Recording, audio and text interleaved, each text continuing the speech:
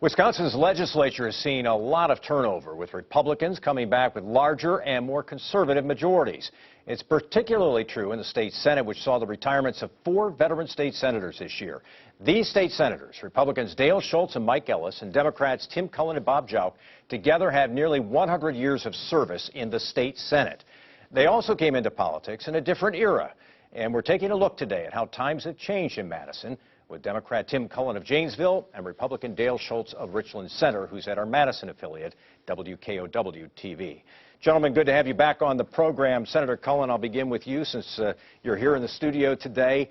Are we seeing the end of the so-called moderate middle in Madison?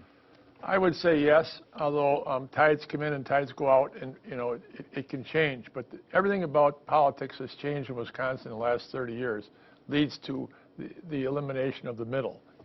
How people run, how their campaigns, where they get their money, large new dark money, leadership getting involved in primaries, picking choices. By the time a legislator gets to Madison today, and there are some exceptions, by and large they get there further on the left from the Democratic side through primaries, further on the right on the Republican side through primaries, and owing a lot to the legislative leadership for helping them raise the money to get them there. And reapportionment, gerrymandering is part of it too, but the whole process, all the changes lead to a legislature made up of further left and further right and no middle. Senator Schultz, is the middle gone for now, or is it gone for good? Well, I think I agree with Tim. Things ebb and flow in the legislature over a period of time. I would certainly say that the role of volunteers in staffing and running campaigns seems to be at an all-time low. The influence of money, massive amounts of money, and paid professionals is sort of the big change I see today as I look back on my career. The two of you went around the state after some of the tough days of 2011, and you called for a sort of a new civility in politics. You talked about the importance of compromise in politics. Do you think that resonated with the public? And if it did, why haven't the elections turned out differently? Senator Cullen, I'll begin with you. Well, what Dale and I did was much more popular outside the Capitol than it was inside the Capitol. First of all, I'll say that. But civility is important, and civility is largely still there. But you can't mistake civility for working together and compromising on legislation and finding some common ground in legislation. People are nice to each other. We still greet each other, and that's all. Civility is there, but the willingness to work together, and that's because how you get there and the major amount of money that's involved. Money's always been in politics, but this is by a magnitude of we have $5 million, $10 million state Senate races now, and so when you get there, you owe either the money's all on the right or left. So when you get there, you either, if you're a Republican, you owe that money on the right. And the last thing you are going to do is try to figure out a way to compromise with the Democrats. That's not why they spent that money to help you get there. It wasn't so you get there and compromise. They want you to get there and pursue their agenda on the right. That's today because the Republicans are in charge. Democrats are in charge. I think you see somewhat the same issue on the left. Senator Schultz, you were the Senate Majority Leader back in 2004.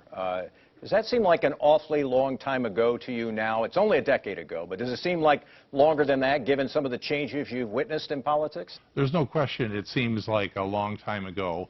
And during the intervening period, we've had the Great Recession, and I don't think you can or discount in any way, shape, or form the impact of that on the people of Wisconsin. The folks in this state have been through a lot, just as they have in other states across our nation, and the suffering is real, and it's still going on out there as people have seen careers dashed and lives ruined, and in some cases homes lost. And that's put a real edge on people, and that's still playing out. I think that's the reason why we keep having these wave elections. It's less to do with the politicians and more to do with this just working its way through our society.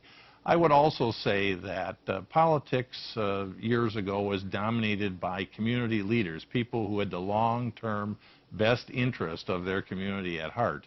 These days, it's more dominated by hustlers who are about winning the next election, and it's largely driven by professional campaign consultants.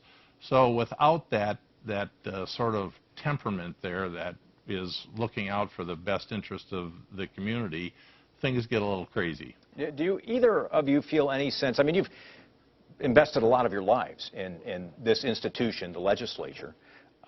Do you feel any sense of regret? Do you feel any bitterness about what you've seen occur and even how you're leaving?